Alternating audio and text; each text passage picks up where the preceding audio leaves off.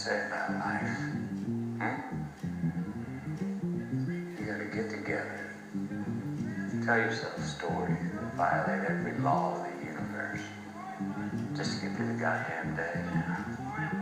Certain linguistic anthropologists think that religion is a language virus that rewrites pathways in the brain, dulls critical thinking.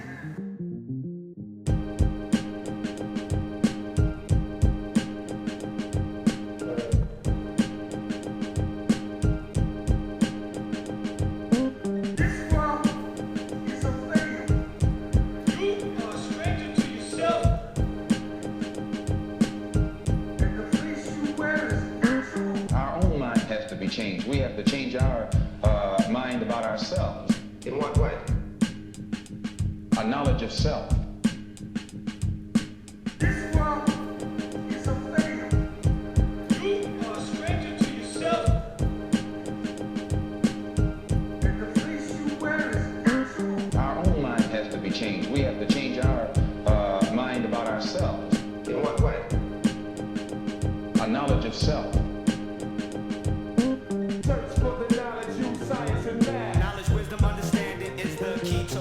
And be queens and kings like the centuries past. Knowledge, wisdom, understanding is the key to wealth.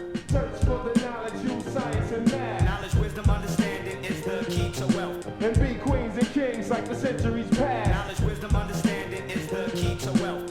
Our own mind has to be changed. We have to change our mind about ourselves. In what way? A knowledge of self. Our own mind has to be changed. We have to change our mind about ourselves. In what way? A knowledge of self. This world is a failure. You are a stranger to yourself.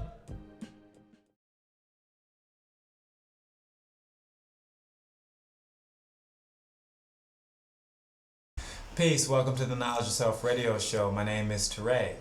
Peace, Drew. Peace, Jaquil Knowledge Allah.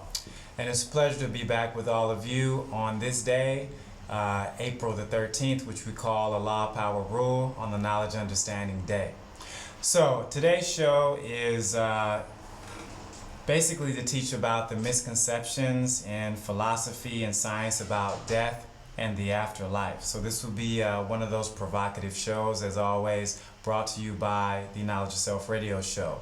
Fast forward, we know that next Sunday will be Easter Sunday, so hopefully you'll look at the show we did last year where we did the knowledge about Easter, the symbolic meaning, and the costliness of that holiday, which we always attribute to false belief.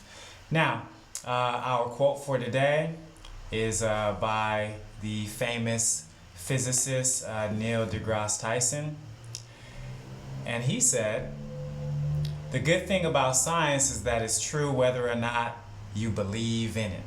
So let's pass that around for a minute. What do you think deGrasse means by whether we believe in something or not, it still can be proven as true?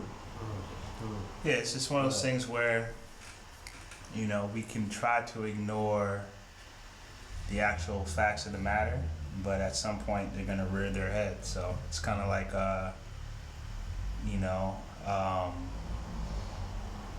you could try to act like you're the most intelligent person and, front in front of people like you're this and that, but at some point people are going to, learn who you are.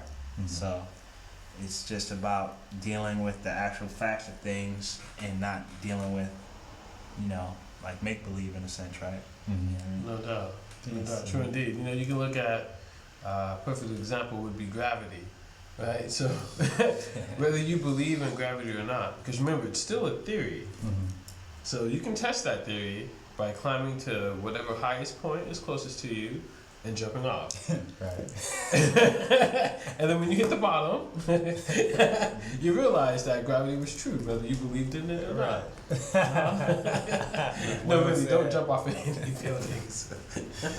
Well, we do teach about the science of everything in life, and I think more than anything, the reason why this show is important today is because one of the most profitable businesses out there is religion.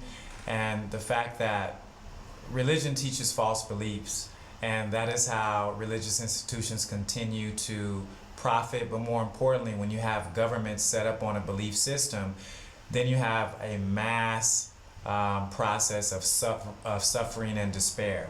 So for us, we just wanted to get into this whole concept of the afterlife, life, death, resurrection, heaven and hell, and everything else that kind of fits into that mold across several major religions.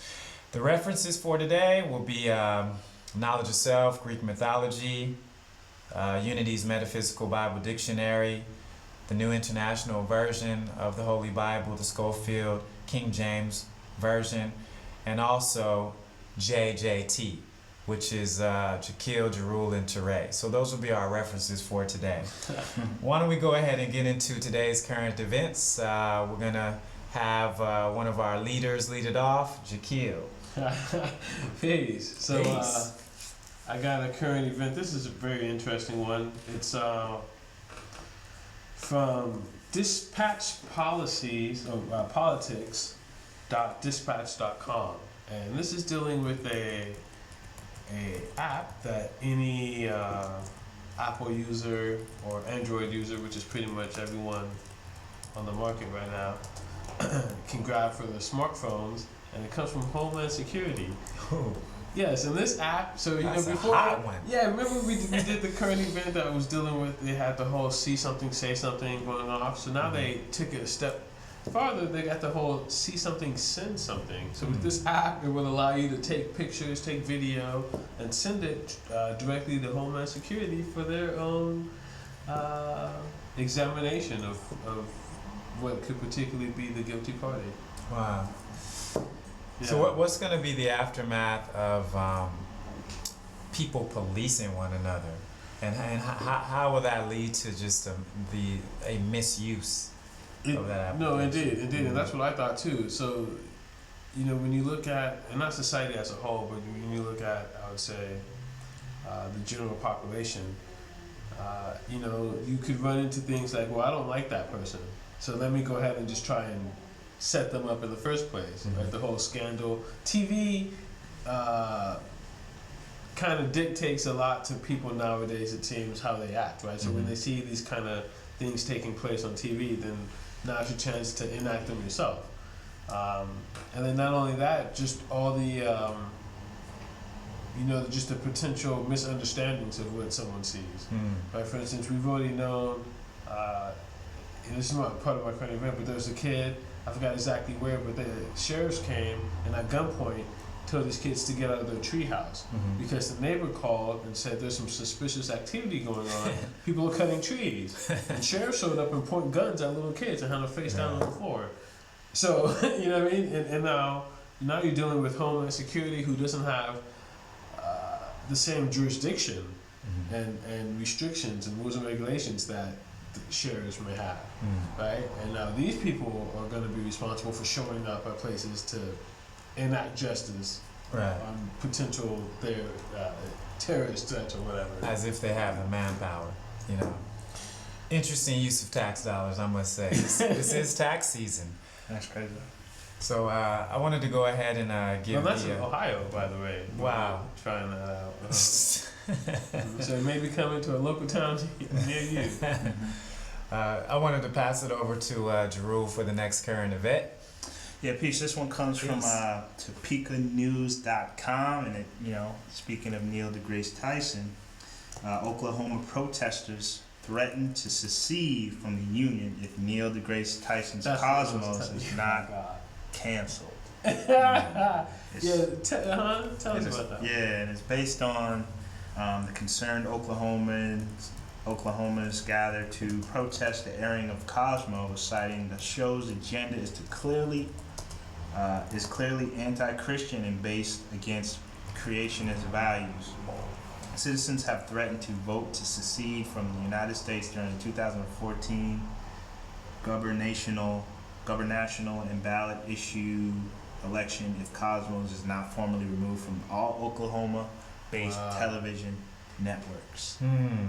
So that means that these more than likely are the descendants of the Sooners who actually displaced my grandmother's people from their land, which is best known as the Trail of Tears. So they find no humanity within themselves to repay the small percentage of Cherokees that still exist in the United States, but that you're going to secede from the Union because a scientist is coming in and presenting some facts that you really should just study and try and prove next to your Bible, which I have right here. That's very intelligent. Yeah, so it's simple. It's like this, like if what you have is the truth, then it doesn't matter what anyone else does. Right. You know what I mean? Right. So, it's like you get kind of, you start to feel a certain way about things when you're unsure about yourself or you're unsure about your teaching. Yeah, and exactly. things like that. You know what I mean? Exactly.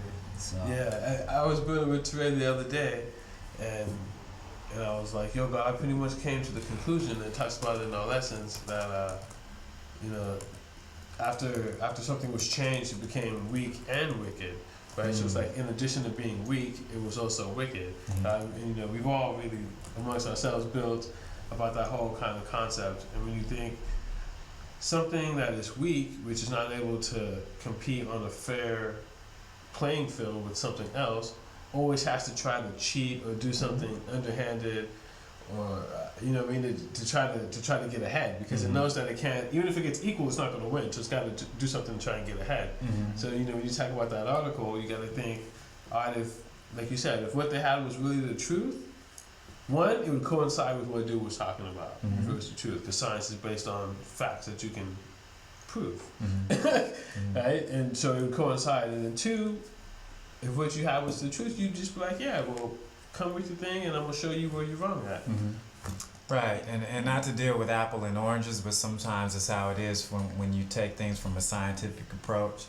But a white Christian fundamentalist, excuse me, bombed the federal building in Oklahoma. So I think that would be more of a threat than a scientist, quite frankly. Come on now. Pick and choose your battles. it all depends on whose perspective. Right? Yeah, exactly. Exactly. Maybe it's the hue that has something to do with it. Who knows? So thank you for that, brother. I definitely want to look into that. We're a firm supporter of any scientist that is really trying to teach us a little bit more about this reality. This is a follow-up on one of our previous shows, this next current event through I'm pronouncing C's and S's wrong today. CBS News, April the 11th, 2014. It's titled, Subway, No More Yoga Mat Chemical in Our Bread by Next Week. And what we shared with you was that a food blogger had revealed some information that Subway was using a chemical that was found consistent in shoe soles, and they're calling it a yoga mat chemical in this article. But the proper name for the chemical is azodicarbonamide, and it's said to be a carcinogen called urethane, and it's created in the baking process of the bread. So it's just meant to make the bread stretch a little bit more and have its elasticity. But according to Subway respondents, they're supposed to be taking out that drug by next week. So we're seeing that being this coming week that they're going to take it out. It also goes on to say in the article that, quote, the Environmental Working Group published a list of nearly 500 food products containing the chemical, including Little Debbie honey buns, Pillsbury toaster strudel, and many items served at McDonald's, Burger King, and Starbucks. So, Subway's received quite a bit of bad publicity over this. You could actually see the story that we shared on our show through CNN.com. Just put in Subway and, chemical in bread, and it should come up on that site. So you can see the ramifications of religion and science of belief. It's like when someone starts to believe something, they don't want to hear anything contrary that would deter them from that belief. Right. But then that has a trickling down effect. So all Subway has to do is say, we're going to change this ingredient. Then the average person's going to say, oh, I'll go back to eating Subway again. But not look at all the other ingredients that are poisonous and detrimental to your health that are in these products too. You know what I mean? Right. Just because they're taking one chemical out doesn't mean there's a gang of other chemicals causing cancer and other issues in your body that are in their products too. Exactly. You know what I mean? Exactly. So That's a good point. Well said, brother. Let's pass it back to Jaquil. We have another warm and cold current event. This is actually a very warm current event. I want to give a shout out to my mom. It's her birthday today. Peace. So, peace, moms. Love you. Happy birthday. That's my current event. Peace. All right. So why don't we go ahead and get into the show. Our first segment is we're going to talk about what is life and what is death. So why don't we begin with the definitions. I wanted to give over the first term to Jerul. Death is the action or fact of dying or being killed, the end of life of a person or organism. And life, the existence of an individual, human being, or animal. And afterlife, life after death in some religions, basically. There we go. So I wanted to just bring out the first question that we pose. Of course, we always compile these questions as we build the shows. The first one is life and death one and the same? So who would like to first tackle that huge well? Are life and death the same? Are they similar? And why do we as people make distinct differences between the two? Well, for me, life and death are one and the same simply because, there's really no separation between the two. So for us to be here in a physical, we had to come from somewhere else. So that wherever we came from, whether, our fathers, their fathers, so on and so forth, they existed. You know what I mean? So all the way down the line, there had to have been something there for us to be here. So for me, there's no death. Because when we die, the decomposition of our body becomes something else. When we die, we don't just poof and then we're gone. You know what I mean? Like our remains become something else. The energy cannot be created nor destroyed, can only change form. So the energy that exists within our body has to go somewhere also. You know what I mean? So, there's a lot of unknown in that regard. But when you look at things scientifically, it's not as hard to grasp. Like, you know what I mean? Because you got to look at the universe as one. So, yeah, you're a microcosm, but you're a part of a macro. So you just basically, it's a give and take. You're here, you're doing your thing, you die, you give back. You know what I mean? But you're not physically dead. Right. I mean, you're physically dead, but you don't disappear, you're still here. Just in a different capacity. form. Yeah, exactly. Okay. True indeed, yeah. And even from like a martial arts perspective, I'm sure some people have experienced it where your teacher actually knocks you out, right? And for that moment, you're, for all intents and purposes, dead until he resuscitates you and brings you back. And once you come back, everyone's kind of looking at you weird, like, "Oh, yo, word, you okay?" Da, da, da. And for you, nothing, nothing stopped, right? You continue to exist. You weren't aware of your existence in the physical plane, right? But nothing stopped for you, right? You just continue to go. And then you come back from death, right? And you just kind of jump back in where you were at. Like, all right, cool. We were doing training punch. You want to do it again? Right? You go through it. And so, yeah, I would say life and death is more existing on different planes of existence, right? Really, when you look at physics, right, quantum physics, it talks about how, or even KRS-One, right? He said, "I exist everywhere and nowhere at once," right? And so, you are simultaneously living at the same time you are dead, for lack of a better word, Mm. right? Because there are no differences, and you're able to experience everything at the same time. It's just what you're focusing your attention on, Mhm. right? At this point, you're alive in the physical plane, and so you're just looking at physical things. Mhm. You pass from that physical plane, right? You'll be looking at things outside of a physical dimension. Mhm. Okay. So I think, you know, because these brothers are giving a very philosophical slash scientific based response. If you go back to some of the studies of our ancestors, they always tell us that, you know, death is within the cycle of life. And, you know, we have a cipher in our teachings, which is basically, you know, a circle. And it's the same thing in ancient African teachings, where they talk about how, you know, from the time that you're born, we also have to consider what happens before you're born. You're conceived. Okay, so you're conceived, and then when you exit the womb, then you're born, right? So considering when life started is when we were conceived. All right. So then from that process, you know, we follow that cycle, because life is considered to be cyclical in some circles. We go into, you know, adolescence, adulthood, we become elderly, and then we return to the essence. So since people are returning to the essence, since we don't say in our culture, you know, you're dead or he died, we say you return to the essence. We know that when people return to the essence, they're in the living world when that's done.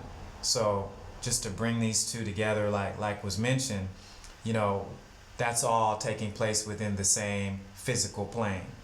You know, when you attend a funeral service, that person returned to the essence in a world of living people. You know, so again, death is within that cycle of life. We don't necessarily like it. You know, we miss people when they return. However, it's not something that we don't see. You know, we can bear witness that that person has passed away. You know, Right. so now, yeah, go ahead. Add You know, I on. was gonna say, and you know, we talked about it on other shows too. That person doesn't, in other ways, that person doesn't also die, because you have the things that they taught you, Mhm. right? If that person had a son, right, or a daughter, right, they can live through that way. So you know, there's other ways that people continue to live Right. on, besides of what we just built about. I'm looking at a picture of a Thurgood Marshall in the background. You can't see him though; it's behind the camera. I mean, consider his legacy. You know, how the decisions made during his time, due to his litigation as a lawyer, and then later on as a Supreme Court justice, they're still with us. Some of those things cannot be undone, you know, because they're a part of the law now. They're all attributed to him. You know what I mean? So even though physically he is gone, his legacy still lives. You know, so we need to go into some touchy terms that a lot of people are just kind of hung up, you know, they cling to in religion. And our next question is, how does religion use reasonable doubt to their advantage when it comes to death, heaven, or hell? So that was a great album. So I would like to see how they use that too, because I listen to it a lot, and I don't really. Which album are you referring to, brother? That Jay-Z album. Right? Oh, Reasonable okay. Doubt, I'm like, So I wanted to give it over to Jerul to sort of open up that discussion. You know, it's simple, man. Like, you know, there's a level of consciousness that's not there when you physically return to the essence. Mm-hmm. So that being said, you know, like the knowledge understanding degree talks about, you know, not coming back to tell the living whether they lied or not. There's no one that ever came back from that, you know, that plane with a conscious mind of what that plane is like, to tell the people what it's like in afterlife or after death or hell, heaven, whatever you want to call it. So that being said, religion uses that to capitalize by saying you know, I'm more in tune with the mystery God than you. So if you come to me, you pay me this money, I'll make sure that you get in good with that mystery God so that you go to heaven. Right. Or you made a mistake, that's okay. Just sit down, you repent, pay this little bread right here, and you know, you'll be taken care of in the afterlife. You know what I mean? So, you know, at the end of the day, people get taken advantage of solely from their lack of awareness. So obviously no one's aware of what happens to their conscious self when they pass away. So they capitalize on that all day. Right. You know what I mean? And then there's a fear component to that too. People are scared of death. You know, they're scared to not be here in the physical anymore. So anytime, you know, we say fear is a great motivator, so that they use a lot of that as a means to not only capitalize financially, but to keep people in a certain For sure. mentality, you know, Right. like a docile mentality, you know. Right. Which is interesting because you think, and I'm just thinking, you know, from all my Christian experiences, they always talk about it's a personal relationship with you and God. But so if it's a personal relationship, why do I need to come to church every Sunday and give you my personal money in order to get forgiveness of sins? You know what I mean? Why don't I just put my money in my pocket and then meet with my man on the side, get my stuff taken care of, and then go about my day? Right. You know. And Isn't then that what? Huh? Isn't that what Martin Luther was saying? And they burned him at the stake, right? And the rift that occurred, you know, with between the Protestant church and the Roman Catholic Church was actually that argument. Whereas one group, the Roman Catholics, said that you essentially had to pay these tithes and go through all of these different processes in order to be admitted into the kingdom of heaven. And you would only be given that ticket from a confirmed or ordained priest. Right. Whereas others said that, well, no, that means that the poor wouldn't be able to get into heaven because they don't have enough money. You know, and I'm just telling you the short of the long. That essentially, if you go back into history, you'll realize why there are so many different denominations just in the Christian faith, because everyone perceived how to get this exit ticket into what's considered the afterlife. Right. So I think one of the things that is really discussed quite a bit is this idea of death, heaven, or hell. So we will revisit this, but one of the things I wanted to give the listeners, and we all agreed as we built this show, that you know, the origin of words are very important. If you subscribe to any type of belief system, which we don't, but if you subscribe to any type of belief system, it's your choice. Look into the etymology or the origin of the words that are being used in your doctrine. So for example, death or heaven or hell are actually words that were derived from Greek mythology or Greek words. And there are words that really exist in other cultures, but they're not using the same sense of words. The Holy Quran also uses some of those same words, heaven and hell and death, which all have a Greek origin. Now, the teachings that we really try to delve into, they predate Greek mythology.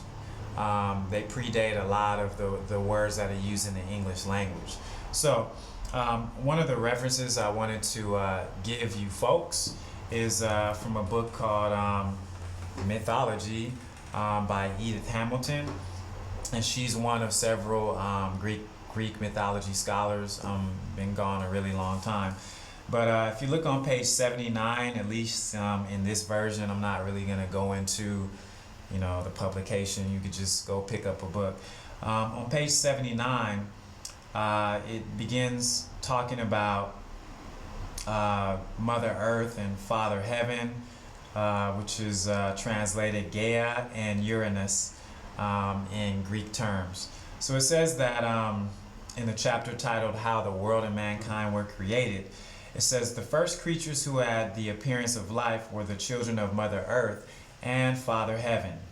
They were monsters, just as we believe that the earth was once inhabited by strange, gigantic creatures, so did the Greeks. They did not, however, think of them as huge lizards and mammoths, should sound familiar, but as somewhat like men and yet unhuman. So this would be one of the tales attached to this idea of heaven and earth. All right. Why don't we just go forward and move into the whole idea of death, as is said in the Book of Revelations. If you go into the Book of Revelations, chapter 20, verse 11 through 15, it talks about the two deaths. So your physical death, and then once that happens, because I want my brothers to add on, once the physical death happens, according to Revelation, depending on whether or not your name is written in the book of life, will determine what happens to your soul. So those whose names weren't written in the book of life, according to Revelations, those souls will be destroyed, or in essence sent to hell, whereas the select few will be sent to heaven, those written in the book of life. So how does everybody see that whole reality in terms of our perception of death? Revelations, huh? That's interesting. We're looking at Revelations chapter 20, verse 11 through 15, and while my brother's bringing it up, I could just share it with you all. That's cool. It says here that,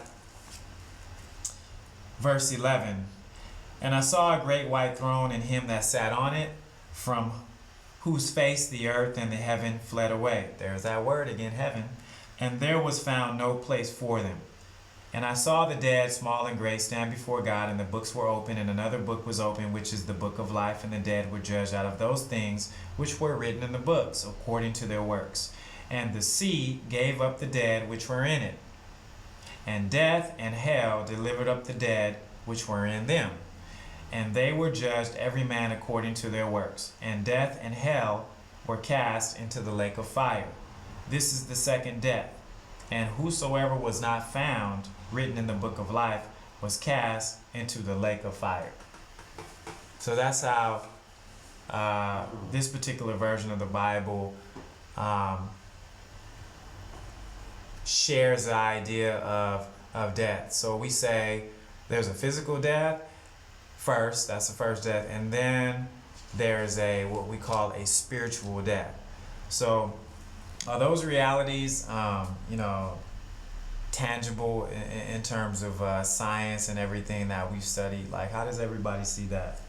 Is lake of fire referring to pure energy? Or the river Styx, which is in Greek mythology? Yeah, no, that's interesting. You can look at it as your name being written in the book of life, right? That's dealing with like your acts or your works, right? The things that you've done. So by your name being judged, or by your name written in that book, that's meaning if you're someone who's done the right works, or the righteous works of someone who's supposed to live by a certain standard of life, then it will coincide with the things that are written in this book. It may not be your direct works, but kind of like a general. If you're a mechanic, you would have worked on these kind of cars, right? If you're a basketball player, you would know these kind of moves, right? So it might have been that kind of thing where you're looking at just a standard by which to judge your life by, or your life will be judged by if you claim to live a certain kind of way. So, I mean, how did you see it, brother?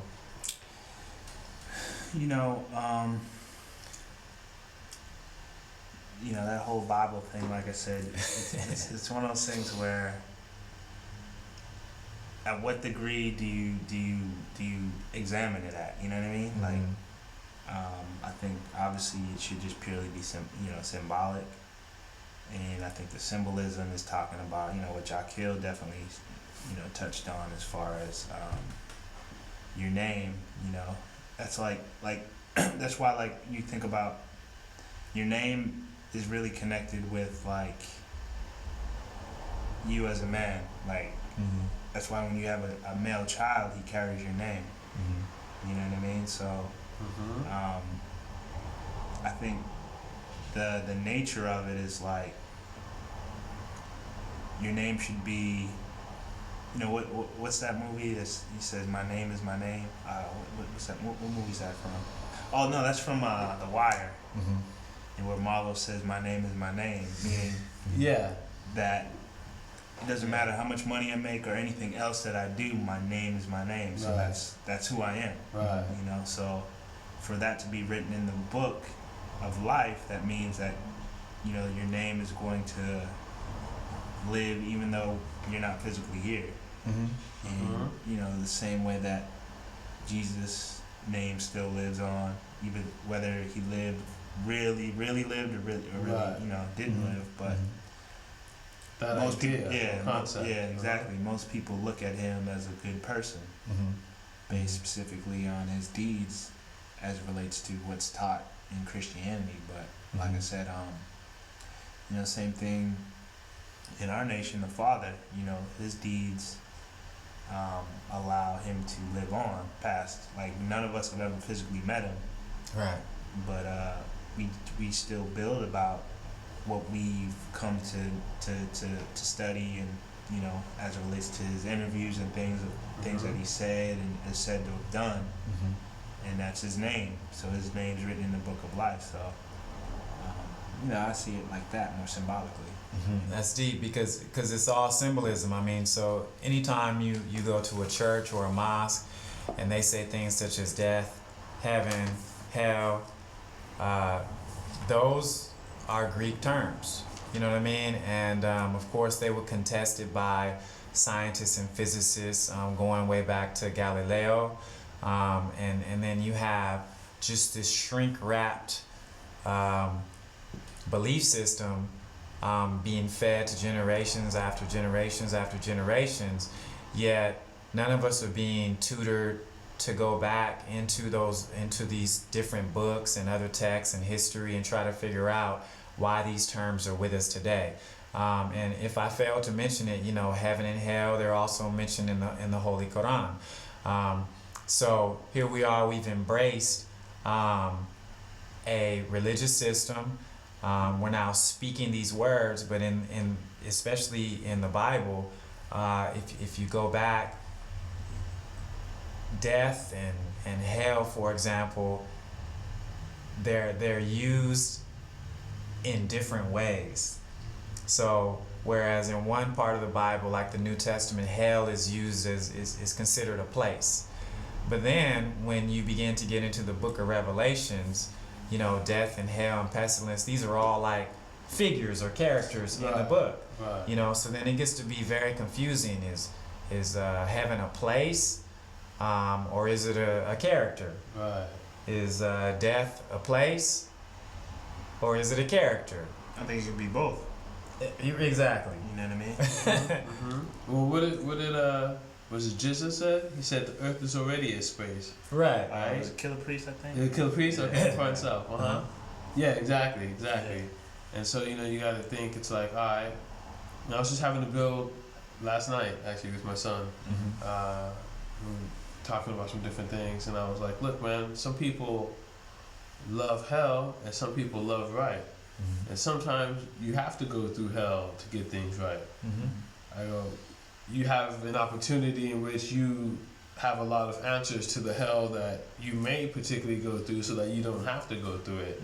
I go, but it's your journey to take. You know what I mean? Like, you could either go through it and figure it out, and I was talking about how some people get stuck in hell. And I used the analogy of putting your hand on a hot stove, and how no one needs any motivation to take their hand off the hot stove. But hey, you touch the stove and no one's like, man, the stove is really hot. And that sizzling sound, right, and that smell, yeah, that's my hand burning. Right. Oh man, maybe I should move it, right? That never happens, but it's the intention of like, holy crap, it's hot, let me move my hand. But some people go through hell or bad situations and then never try to take themselves out of it.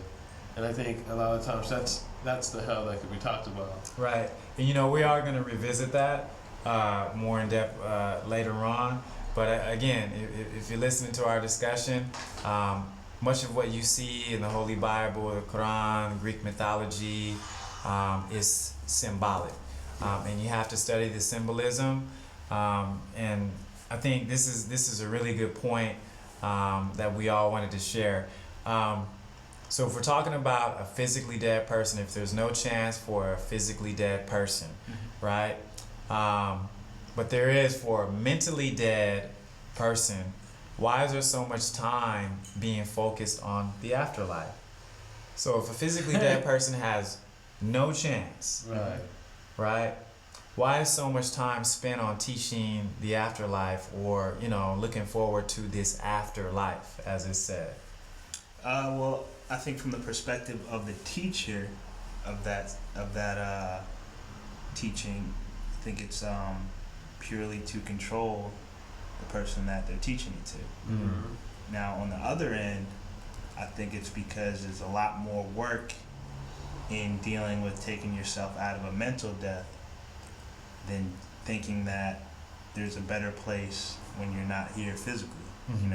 Dealing with belief, you believe that when you die it's going to be much better. You'll be in a place where everything's all good. Mm-hmm. It's much easier to just believe that, go through hell every day, go through a shit job, deal with nonsense left and right. Right. And when it's time to ship out physically, you ship out and you think, wow, I paid my dues here, so when I die, it's gonna be all good. Big pearly white house. Exactly. Right. So it's much easier. High in the sky, right? It's always easier to believe than it is to deal with the actual facts of things. So, to bring yourself out of a mental death is no easy task. You know what I mean? It takes time. It takes a lot of study, reflection, and it doesn't happen overnight. So. I think that's the biggest thing that restricts people from going through that process. Right. I would also say it takes a lot of honesty, right? You know what I mean? And like you said, God, it's a lot easier to deal with that nice picture of what something might potentially be than to deal with the reality of what it is right now. I mean, that looking at that, what's after your life. Right, which if you think about the word itself, what's after life? Death. Right. Right? And like you were saying, God, as far as when you're dead, there's no chance for you, right? When in the Bible, what was it, Lazarus?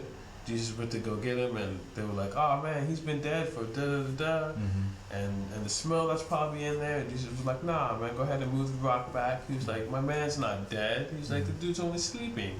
That's a difference, Right. right? And so it's like the same thing, it's trying to say, that guy was mentally dead. He wasn't physically dead because they were right. Hey, if he was physically dead, it would smell and da da da. But none of that is described in the story, right? So that's to let you believe that he wasn't actually dead in the first place, right? It had to have been symbolic or allegory talking about something else.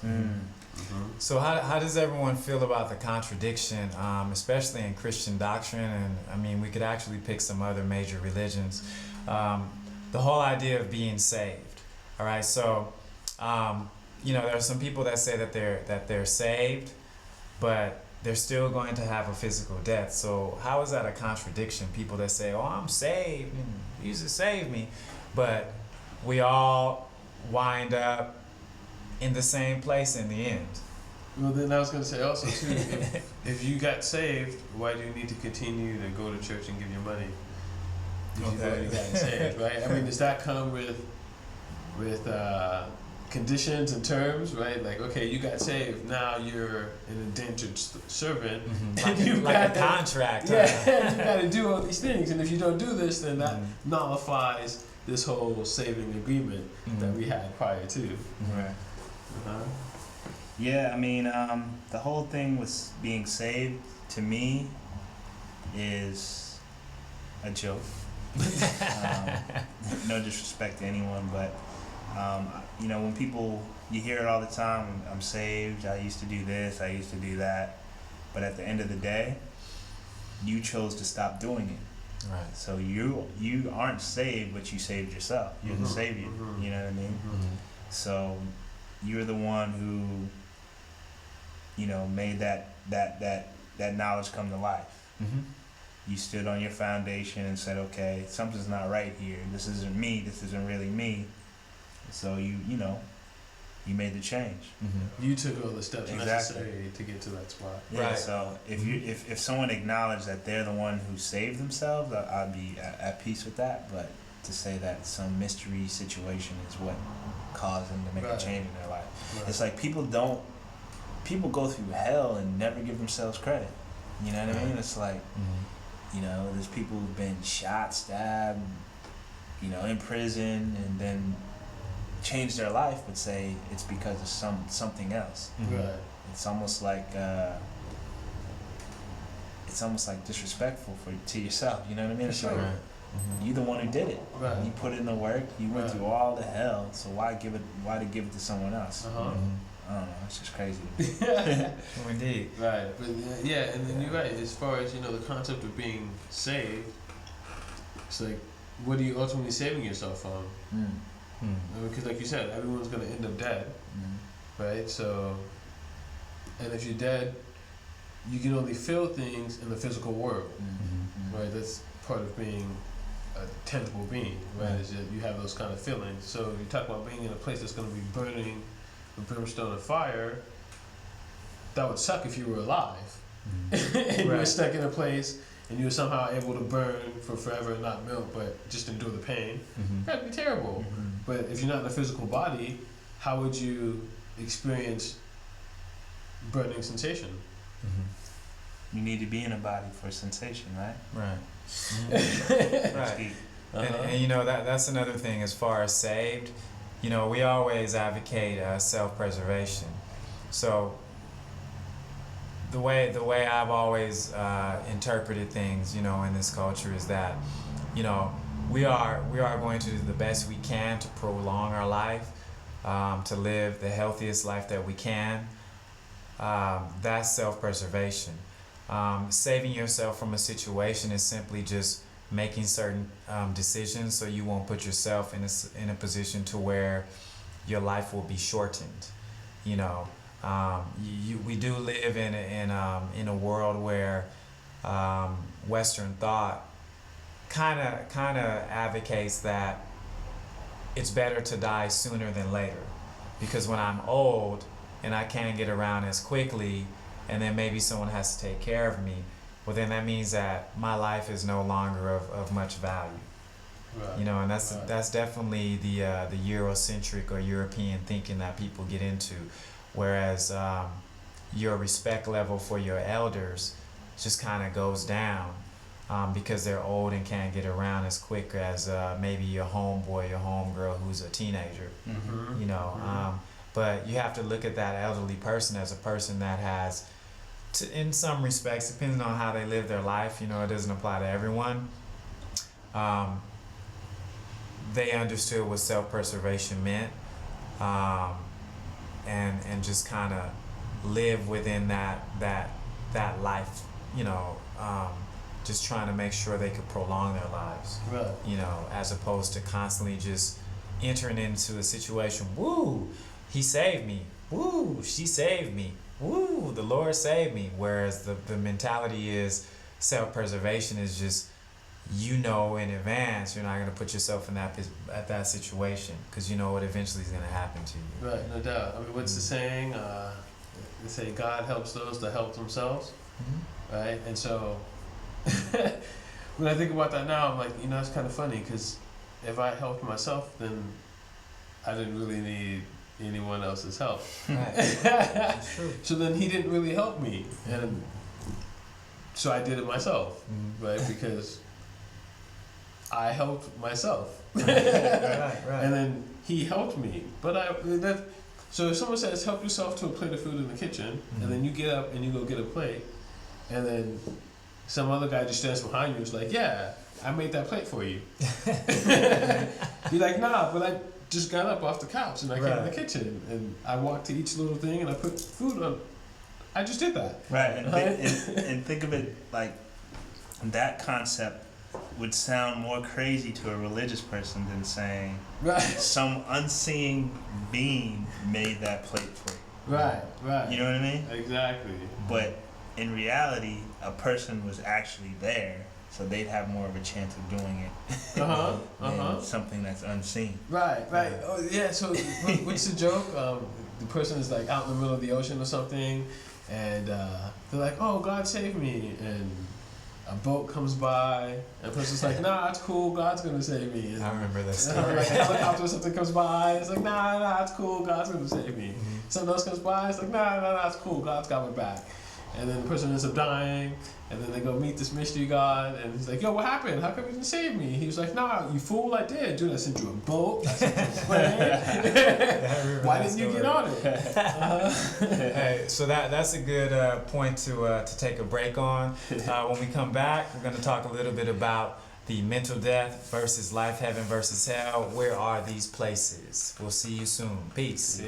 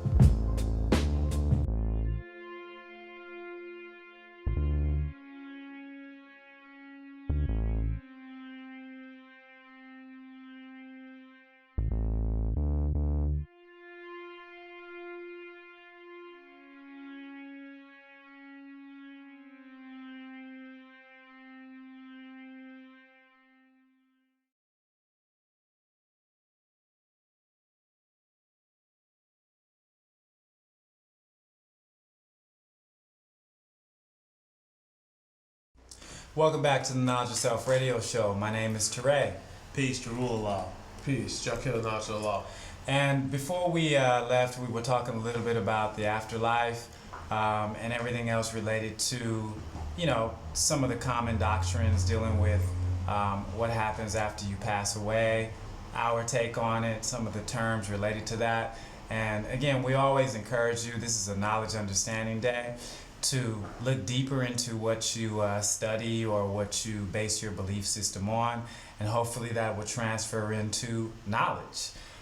So we're going to talk about mental death versus life, heaven versus hell, and also where are these places. We did establish that, heaven in Greek mythology is an actual character and was attributed to being some form of a monster. And hell, as we know it in Revelations, was symbolized as a person or a character. And in other doctrines, it's also referred to as a place. So we want to, build on the first question that we posed, which is, what do we mean when we say mental death? So in our degree, in reference to our 120, the 13th lesson does mention this idea of a mental death and a physical death. So why don't we begin with the mental death? We did talk about the physical death, but what does it mean to be mentally dead? You know, simply one who doesn't have knowledge and understanding of Yeah. different things. You know, so they just basically have the wisdom, which means they just, you know, deal with action. You know what I mean? So, and then generally people who are mentally dead have someone else living off of them. You know, so you have the 10% blood sucking the life out of them, so using them as a vehicle to get rich from their labor.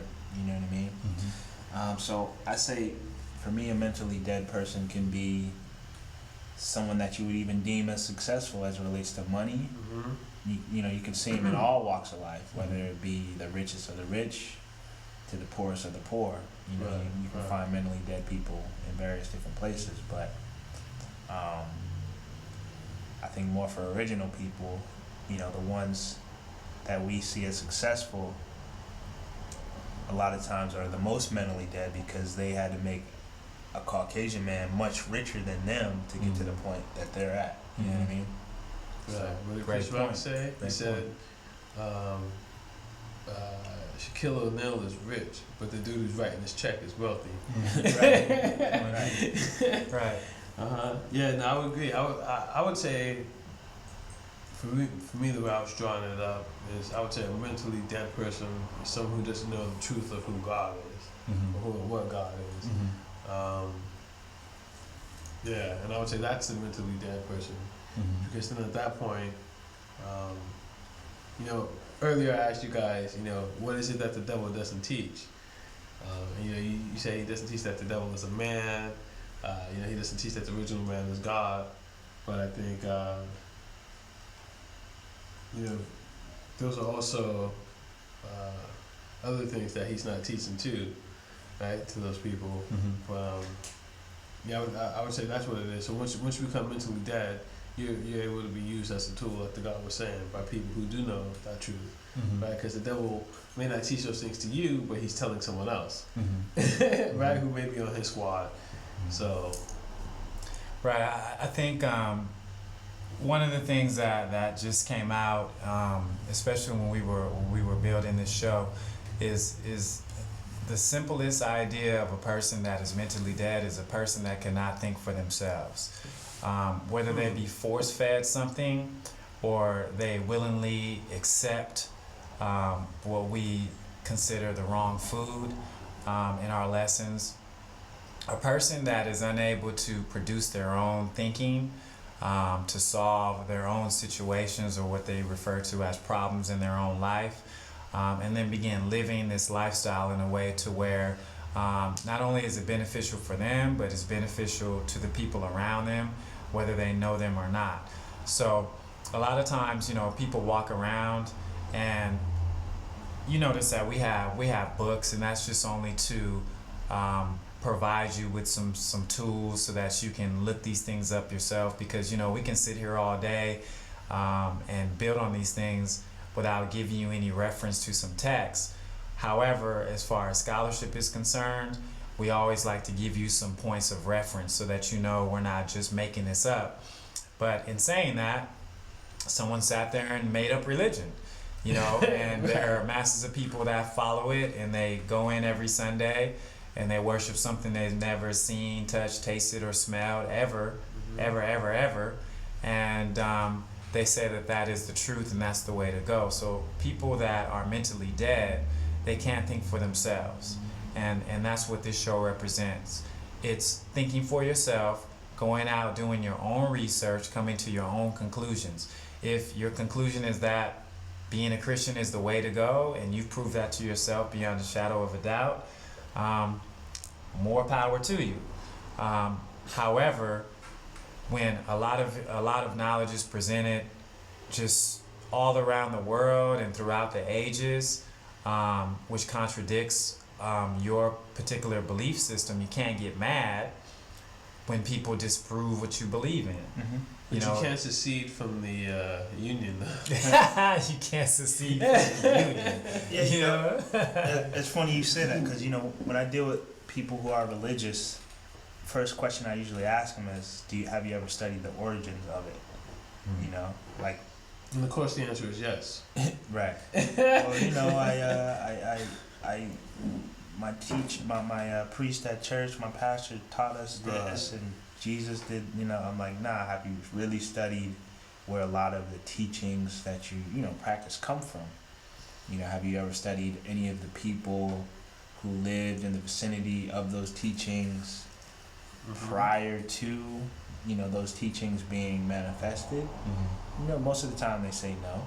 So, my thing is I don't really tell people not to be Christian, Muslim, whatever, right? It's like, but just know and understand why you are. Right. You know, even if it's not 100% right and exact, at least do it because you've studied it. You've gone through all the different components to come to a conclusion on why you do it. Don't just do it because your mom did it, or your grandmother did it, or your best friend said this is what you should do. This is what I'm on now. Right. You know what I mean? Base it specifically on your own mind, and then that would make you not mentally dead. You know For sure. Right, that's well said. So some of what we're talking about is just the organic process of acquiring that knowledge and understanding. When we live in a certain environment, we absorb quite a few things, and having a mind that is alive, and you're living in the land of the living, you're going to be able to filter out some of those bad things that are going to take you off of that path of dealing with reality. Right. So your mind can play tricks on you just like your eyes can. And even if you think you saw something fly in the sky that you say is a UFO, without doing full research and trying to find some sort of evidence, then you may not be dealing with reality. Then it goes back to what I said on the previous show. You may be schizophrenic. Okay. So now one of the things that we did mention heaven and we mentioned hell. A couple of references that we brought. Again, we encourage you to study the etymology or the origin of words. Etymology online is a really good source. So there's a really long definition for the etymology of heaven.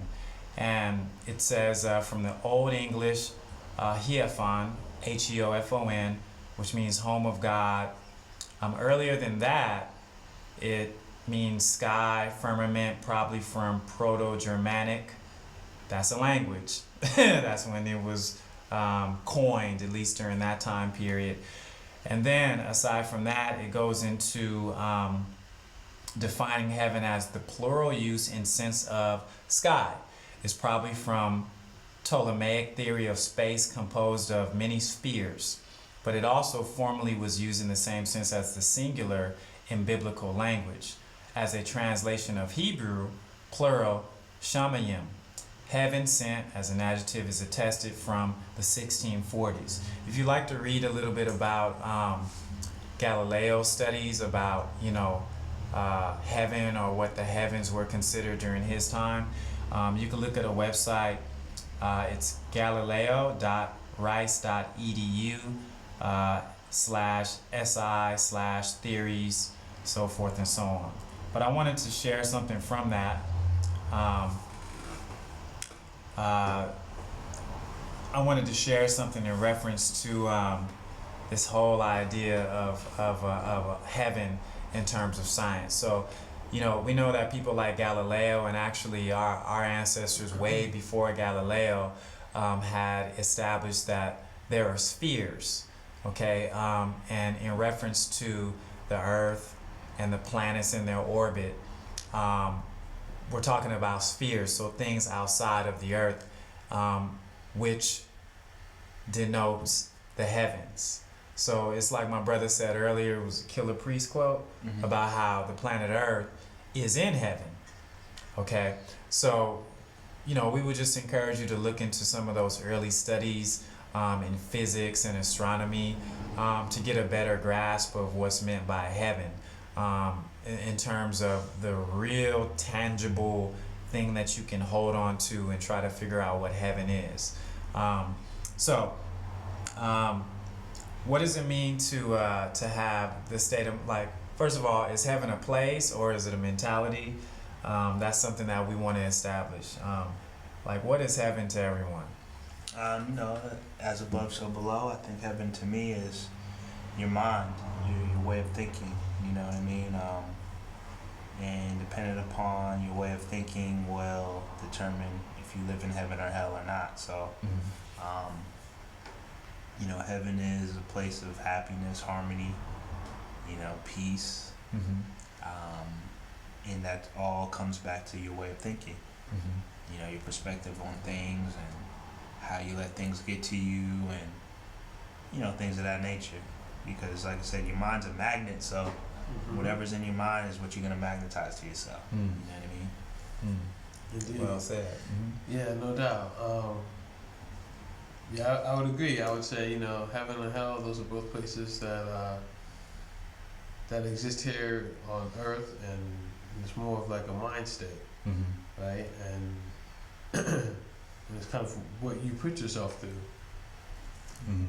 Yeah, that's how I say it, simply put. It's just, it's a place that exists within your mind. You can either be in hell, or you can be in heaven. Well, I think as always we agree on most of the things we build on, but there's no disagreement. Heaven is basically how in sync you are with the peace in your environment.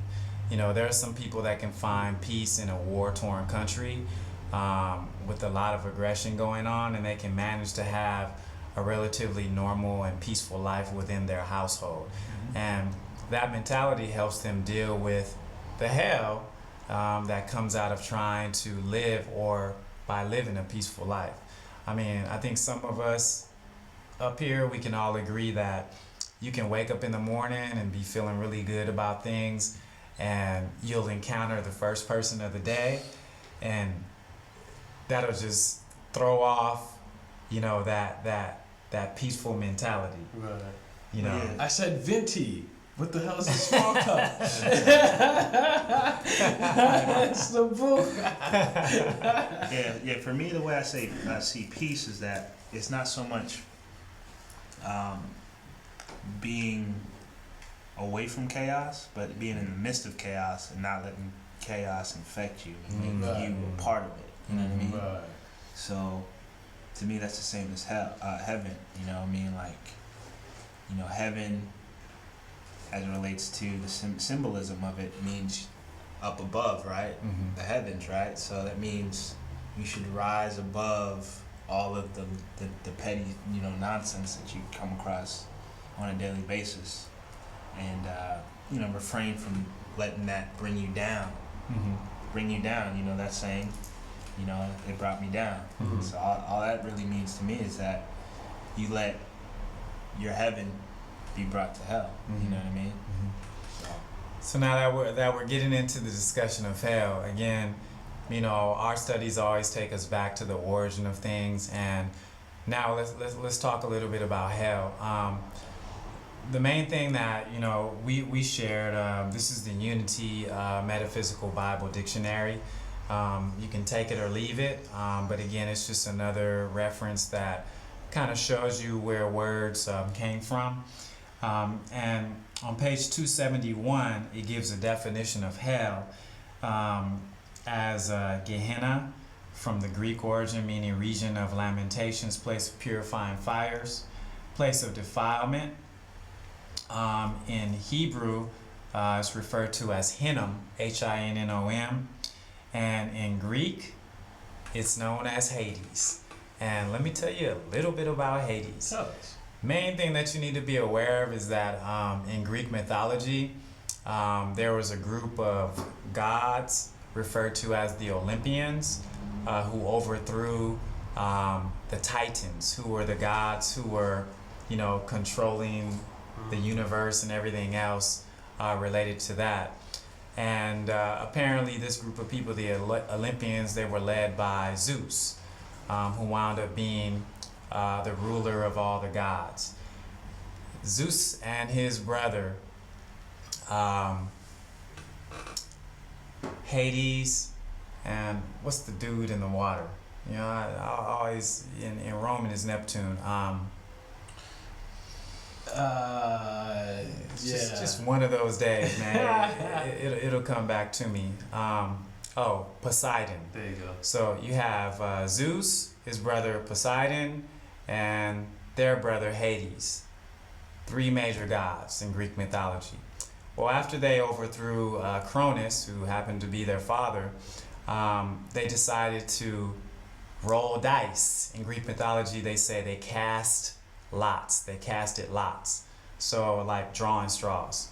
So they all decided that they were going to figure out who was going to be the ruler of the underworld, who was going to be the ruler of the heaven of heavens, and who was going to be the ruler of, if I'm not mistaken, so it was the heavens, the underworld, and the water. So of course, you know, Zeus came out on top. He wound up being the ruler of what's known as Mount Olympus, and Hades being translated in other, you know, religious doctrines as hell. So Hades became the god of the underworld. So, you know, that's one of those things that you really need to read into. You know, if you're saying that hell is just this place under the ground, didn't the origin of that whole thing come out of Greek mythology? You know, so now let's take it back to what we were talking about. What is hell, and how do you know when you're in it? Well, when I hear hell, I hear he and ill. You know what I mean? So I think it's a mental sickness. You know what I mean? Well said. And it's definitely contagious. You know? So I think it's just a mentality where you just think negatively about your situation. You think negatively about everything. You know what I mean? And we all have those people who think that way, and the more we're around them, you start finding yourself thinking that way also. You know what I mean? Yeah. So, yeah, that's how I see it. Yeah. No, it's like that movie, who's my man? Robin Williams. What Dreams May Come. Right? And then he ends up, he dies before her or something like that. So he ends up going to heaven. She dies, she ends up going to hell. And then he realizes when he's in heaven, he's like, hey, where'd my wife go? And then who's the black dude that everyone likes? Who was Show Me the Money guy? Nah, I think it's the Show Me the. I can't remember his name. Cuba Gooding Jr. Yeah. So Cuba Gooding Jr. He's his like guide or whatever in heaven, and he ends up telling him like, look, man, your wife chose to be in hell because of the choices that she made. She couldn't let go of it, and she put herself in that place. So Robert Williams is the spoiler alert. So he's like, well, you know, forget that, I'm gonna go get my woman. So he ends up going down to hell with the proper mind state though, but like you were saying, as he's in there and he's watching her go through her hell, he gets drawn into it.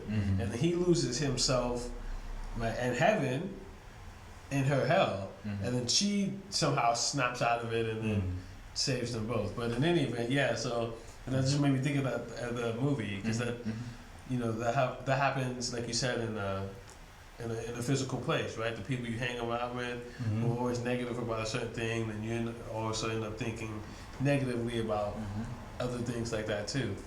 Yeah, definitely a mindset. I see. Well, I need to check that out, bro. It's a dope movie. Now, since we are talking about the whole idea of death, afterlife, heaven and hell, what is the symbolism of Christ being resurrected? Because that's something that, of course, it's not mentioned in the Quran about Christ, but you know, I referenced it today, and there's a use of a word called resurrection, when the Mahdi returns, and you know, people will be resurrected. So how does everybody see that? What is the resurrection? I mean, Easter's coming next Sunday to commemorate the death and resurrection of Jesus Christ. What exactly does that mean within reference to what we're talking about today? Well, go ahead. Okay, no, I was just gonna say, what's interesting in the Bible, it does say, for all you Christians out there, they never seem to know this, maybe because they don't read the Bible. In any event, it does say that Jesus went to hell when he died, right? Indeed. So, and then you got to think of the whole symbology of it, right? What were we just talking about? That the mind state of other people can affect your mind state, right? So this is not the first time that Jesus kind of went through hell, right? Because there was the 40 days in the desert where he was being tempted all the time too, right? So that was like his, not quite going through hell, but right, kind of like being hit with that, right? And he actually physically, he dies and then he goes into hell, right? Meaning, but what did Jesus die for? The sins of all the people, right? So he had all that weight to carry, right? So that mind state of all the people weighed his mind down to in the place for 3 days he was in hell mentally, right? As far as his mind state, because he even talks about,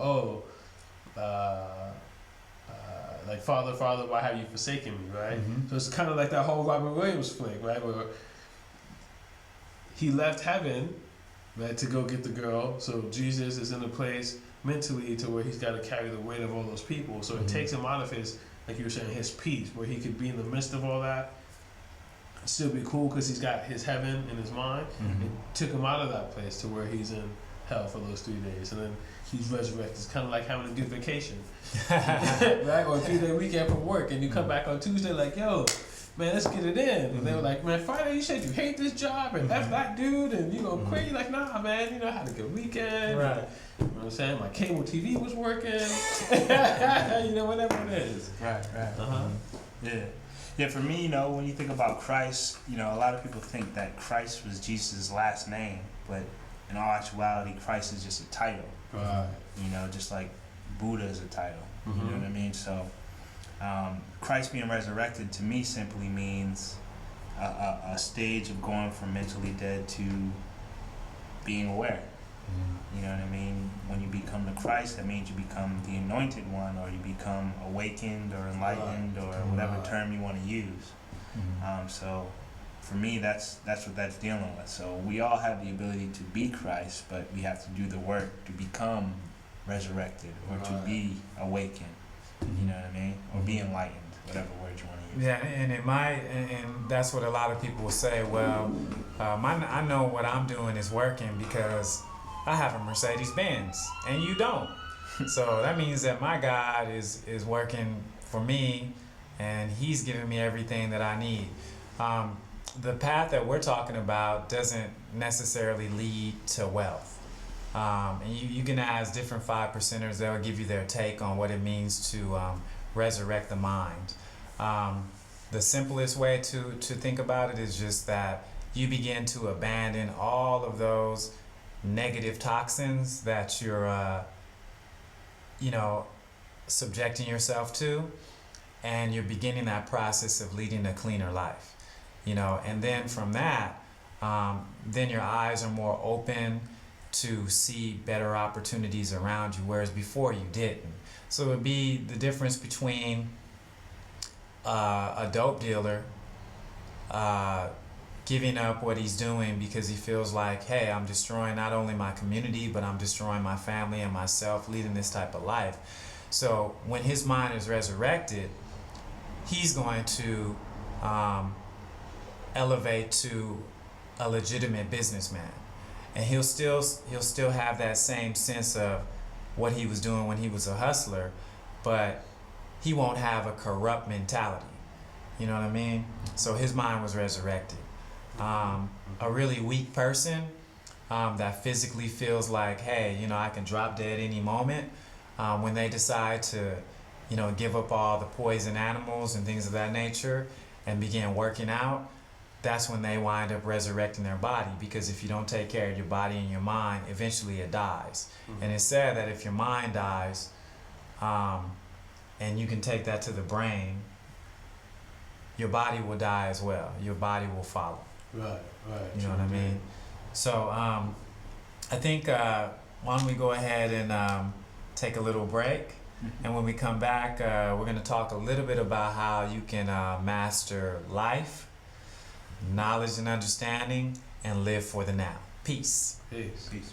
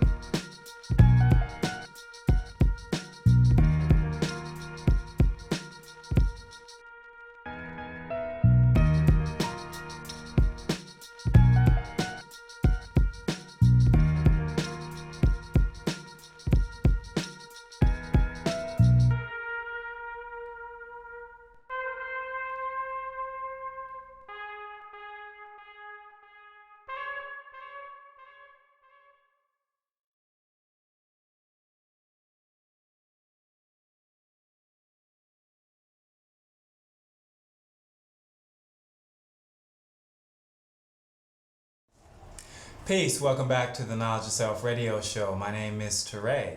Peace, Jerula. Peace, Jackass. Knowledge Allah. Jerula. So we're going to get into the final segment of the show, which is about master life, knowledge, and understanding, and living for the now.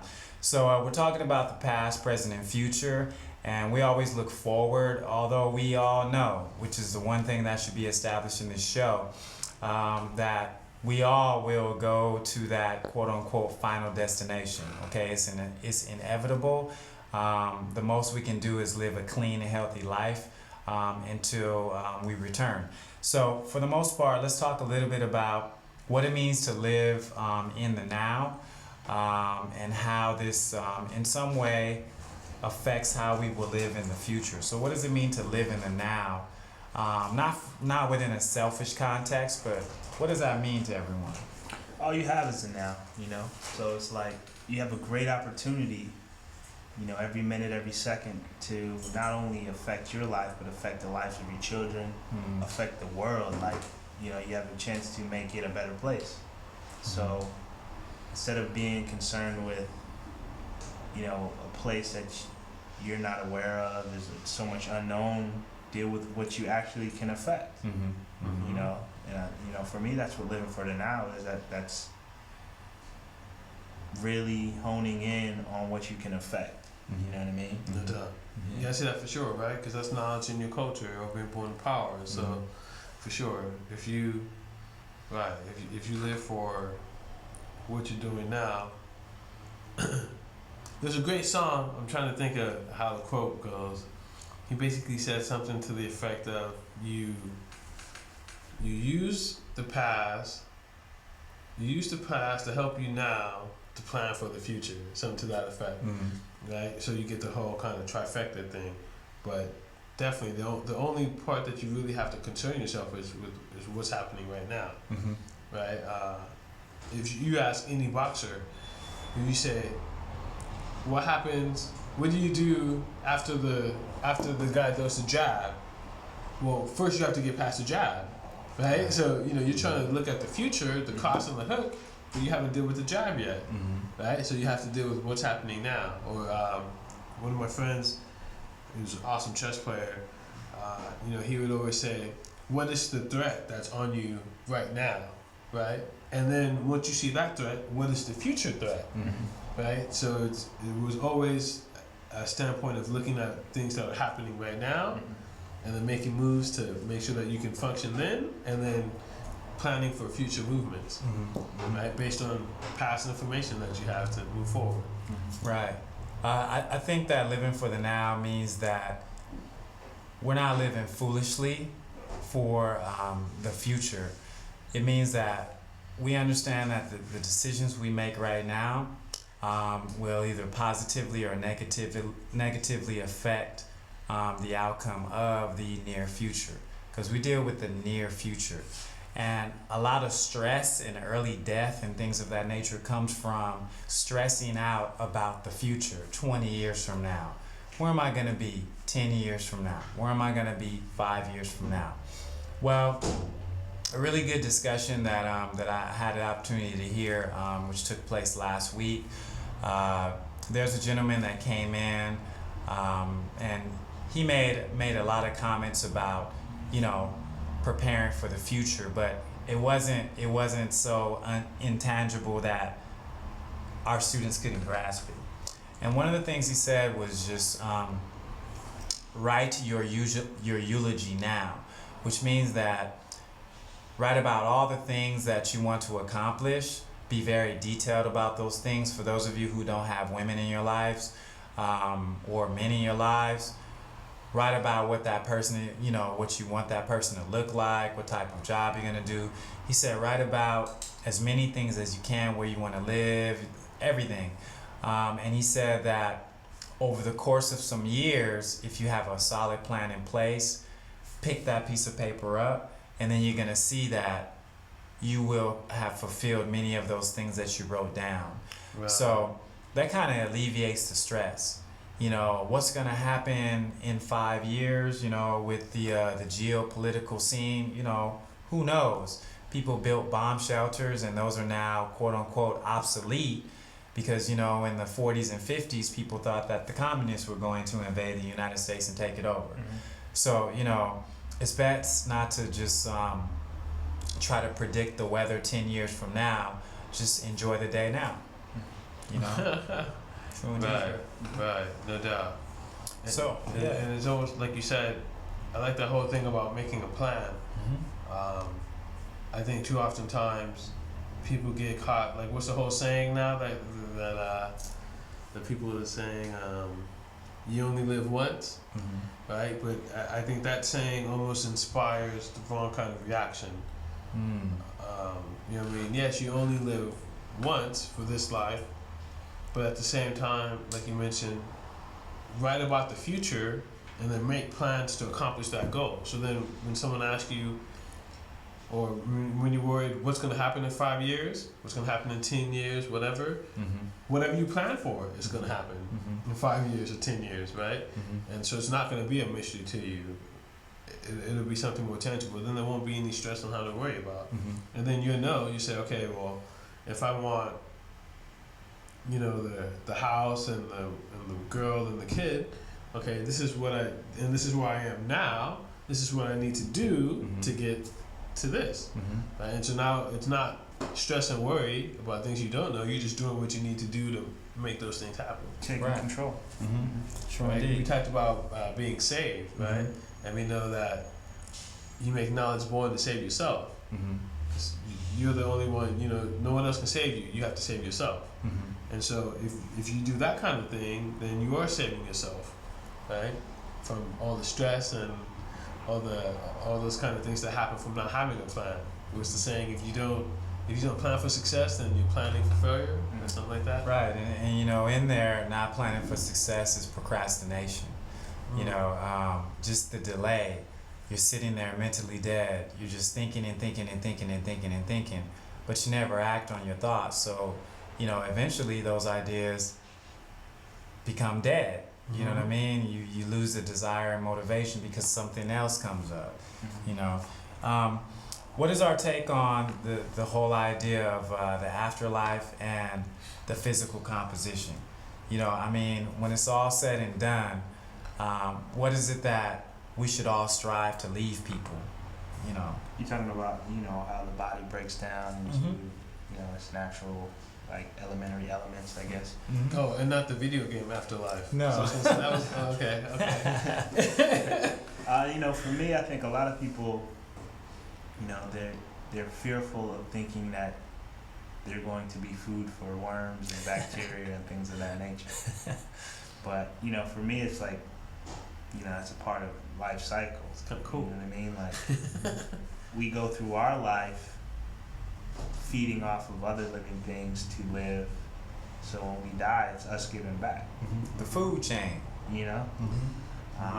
So Lion King called it the circle of life. Yeah. right. You know what I mean? So that's a great, you know, that's great in itself, because a circle of life, there's no death. That means in a circle, there's no beginning or ending point. Exactly. Right? So, Exactly. you know, when you die, you don't die because your body becomes food for something else or someone else. You know what I mean? So let's just hope it's not Jeffrey Dahmer. Right. Here's an interesting perspective in the Knowledge of Self text. It's titled Life After Life by Shakim Siham Allah from Power Born, which is Pittsburgh, Pennsylvania. And on page 218, shortly after a quote, it says, the dead know nothing in Ecclesiastes chapter 9, 5-6. He writes, mathematically there is no soul or spirits. There is the mind, which is not the brain. When you die, your body breaks down into its 99 natural elements. It's called atrophy, and it's a scientific principle characteristic of all physical matter in the universe. The 99 natural elements then bond with the elements and minerals in the soil. Keep in mind, as the law of conservation states in physics, energy cannot be created nor destroyed, only transferred or contained. After millions of years of existence, people, places, and things brought into being and then destroyed, the earth has never lost its mass. The energy is just converted. Your thoughts, which are really electrons, break from their current and dissipate, mixing with the other atoms of elements that exist in the atmosphere. So that goes back to that whole reality of the cycle of life. Notice we're not saying it's a concept, it's a reality, the cycle of life. So whether or not when my body decomposes, if I decide to be buried underneath the ground and later on a worm eats it because it's a part of a leaf, you know, really that's all just within the interdependency of life itself. One of the things I think we need to share with our listeners is, yeah, you want to add on? Go ahead. This kind of randomly came to me. It may be off topic, but, you know, have you guys ever looked at the concept of, you know, the king of the food chain, or you know how the Caucasian man tends to say that humans are at the top of the food chain? Right. But how could that be true, right? If we also get eaten. Right, we die and then we become the grass, right? Or the grass eats us, and you know, the worms eat us, and you know what I mean? Right. So, to me, it's like there is no king, or it's all just one living unit. Right. You know what I mean? Pardon me, my mind just. Yeah, no, that's right exactly. That's understanding the equality of the cipher, right? And that's why it's 360. Or basic biology, right? It tells you about the food chain. Right. It breaks all that down. But even a chain dictates a linear, beginning point, yeah. right, and an ending point. I think when you look at, like you said, the circle, right, and then we know there's no beginning or ending to a circle, right? It continues to go. And so that allows you to be in more balance and harmony with life itself than when you think, okay, I'm the top of the food chain, or I'm the last chain on the food chain. Then you kind of think in some things where everything is for you and you can do whatever you want to do with it, versus everything is a part of you and you should probably be in cahoots with everything versus being that squeaky chain. You know what I mean? That one thing that sticks out. Right. True indeed. Even in you know, Christian beliefs or any beliefs, some people say, you know, let go and let God. You know what I'm saying? And you can interpret that any way that you like. However, you know, our understanding of God is that God takes control, but He also lets go of some of the things that He can't control. You know what I mean? And it's same for the earth. If you have a man that just doesn't want to clean himself up, and you know, increase his understanding to become a better person, to live better, increase his knowledge, you have to let him go. You know, it's that simple. You can cry about it, but at the end of the day, your life will be way better. Right. And Don't this get goes dragged in the hell with someone else. True indeed. So since you said that key word is just, you know, how can we just avoid living in hell in the now? Well, I think it first, you know, obviously starts with self. Really evaluating yourself and being true to yourself as it relates to your thinking, your conditions. You know, first and foremost, one easy way is to determine, are you a negative person? Really be truthful to yourself about that. And if you come to realize that you are negative, determine steps to get out of that negativity. You know what I mean? Always try to. There's always a way to find a positive in any negative. You know what I mean? It doesn't matter how bad it may seem or what it is. It's your choice to determine if it's a negative or a positive. So that being said, transform your thinking into making sure that everything that occurs is something positive and a learning experience, and then more often than not, you'll, for one, get out of your negative thinking a lot quicker, or negative situation a lot quicker. It won't grow into something larger. And you know, you'll be at peace. You'll be happier. Right. You know what I mean? Your people around you will be happier. You know what I mean? You'll people will actually want to be around you. Yeah.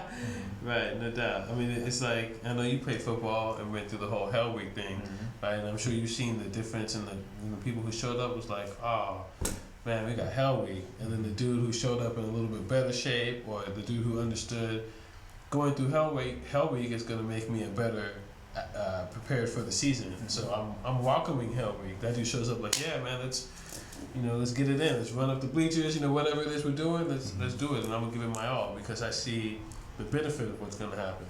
That's key, because that's loving hell. Because when you love hell, that means you love the process. So you'll be prepared for anything because you love the process. So like for me, I love the process of exercising and getting prepared for the season. So when I got to Hell Week, it was easy because I was prepared for it. You know what I mean? So you gotta love the hell. Don't just love the result. Don't just love being on top, but love getting to that point. Right. Exactly. You know what And that old saying, no pain, no gain. Some people say, well, living in hell, that doesn't sound right. That's anti-Christian. But when you exercise, you're, breaking down muscle tissue, and, it builds back up into a better and more useful muscle. Said principle. True indeed. And you got to go through the pain in order to get some nice biceps or whatever your goal is. True indeed. So why don't we go ahead and get into the read, the do, and the view. I'll give the read to my brother, Jerul. Well, you can read Knowledge of Self. There's various books that you can read. Just about any book by Manly P. Hall. I know I speak about him a lot, but he's one of my favorite authors. One good one is The Occult Anatomy of Man. He talks about a lot of the symbolism in the Bible and a lot of the things mentioned as it relates to, afterlife and death and things of that nature. So that's a good book. And the do? For the do, have an exit plan for your family. You know what's gonna happen after you're not physically there, and then not only that, have an exit plan for when you're alive. What's gonna happen? Right. We've been having earthquakes and stuff. Be prepared like that. The God did a great video on having a kit and putting that together. Thank So you.